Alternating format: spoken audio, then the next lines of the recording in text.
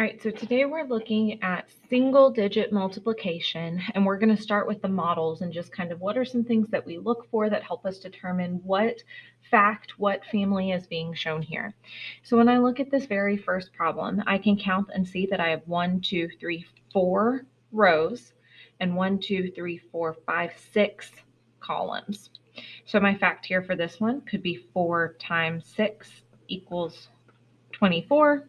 Or we know that the commutative property states that it does not matter what order I multiply in, I'm always going to get the same answer. So another fact that could represent this problem here would be 6 times 4, but again, I still end up with 24. Same thing for this fact over here. I'm going to count my rows first. So I see 1, 2, 3 rows. And when I look at my columns, I'm going to switch to a pen. I can count 1, 2, 3, 4, 5, 6, 7 columns. So my fact that represents this model could be 7 times 3 equals 21. And again, the commutative property states that I can multiply my factors in any order and still get the same product.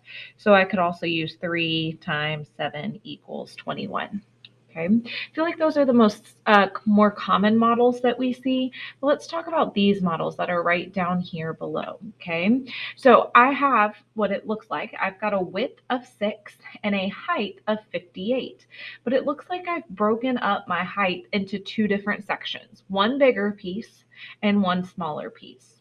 Now, off the top of my head, I could sit here and try and figure out 58 plus 6, but there's a way that I can break 58 down into simpler pieces that make it easier to multiply times 6.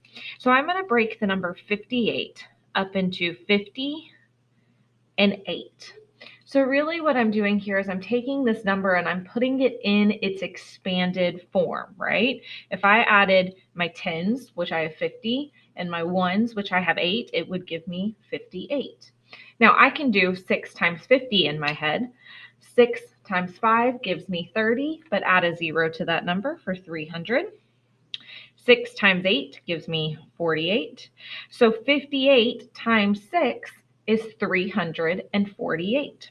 So a few ways that I could write this fact, I could write 58 times 6 equals 348. And again, commutative property, 6 times 58 equals 348. Okay, so again, the whole point of this model is just break that larger number up into two pieces that make it easier to multiply off the top of our head. So I'm going to do the same thing here with the number 62. Okay, this time my smaller piece is on the top, bigger piece is on the bottom. If I break this up into my tens and ones, I have 2 ones and a value of 60. So again, 2 plus 60 would give me that 62. So 3 times 2 is going to give me 6. 3 times 60 is going to give me 180. Sorry, that's 3 times 60 is going to give me 180. I knew that didn't sound right. So when I add these two together, 6 plus 180 is going to give me 186. So my fact here is 62 times 3 gives me 186, or 3 times 62 gives me 186. Okay, now this is a great way to be able to visually represent multiplication, to break it down piece by piece. And these models actually right here represent what we're doing when we complete the multiplication algorithm. So let's talk about our multiplication algorithm. Okay, so let's say I give you the number 892 times 7. Okay, one of the very first things that we can do is we could estimate to kind of see about what our answer should be. I'm going to skip that step for right now and just go straight to the algorithm. So the very first thing that I want to do is when I set up my multiplication problem, I want to make sure that I put the number with the least amount of digits on the bottom. Okay, we always say it's find the number with the least amount of numbers in it. I know that sounds weird, but what I mean is 892 has 3 digits. It has 3 numbers that make up that number. To where 7 only has 1 digit. It's just the number 7. So I'm going to put the number 7 on the bottom of my problem. And then I want to put 892 on the top.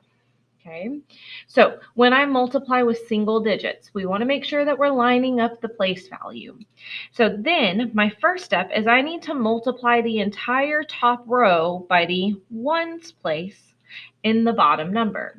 So that means I'm going to start here and do 7 times 2, which is going to give me 14. So I always write the ones and carry the tens. So I wrote the 4, carry the 1. I have 9 times 7, which gives me 63, but plus 1 more, which would give me 64. So again, I'm going to write the ones, which is 4, carry the 6. And then I have 8 times 7, which gives me 56, but plus 6 more, which gives me 62. So I'm going to write the ones, and I have nowhere else to carry the 6. There's not another number to multiply here. So my tens get dropped at the bottom as well. Now, before I'm finished, I got to make sure that I have all the correct commas in place here. So I have to put a comma in between my thousands and my hundred. So I had a final answer of 6,244.